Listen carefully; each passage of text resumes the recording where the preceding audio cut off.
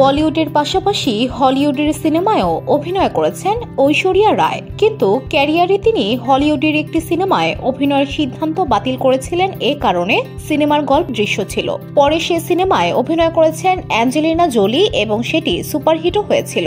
সিনেমার নাম mister and Mrs Smith.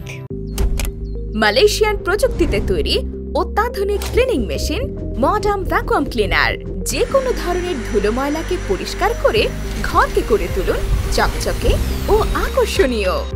Modem, brand of luxury. 2005 সালে মুক্তি পাওয়া এই সিনেমা প্রায় 4000 কোটি টাকার ব্যবসা করেছিল। পরিচালনা করেছিলেন ডগ লিম্যান। ভারতীয় গণমাধ্যম জানিয়েছে সিনেমায় কিছু চুম্বন দৃশ্য এবং অন্তরঙ্গ দৃশ্যের কারণে অভিনয় করতে রাজি হননি ঐশ্বরিয়া। পরে অ্যাঞ্জেলিনা জোলির সঙ্গে ব্র্যাড পিট অভিনয় করেছেন। এটি একটি রোমান্টিক অ্যাকশন সিনেমা।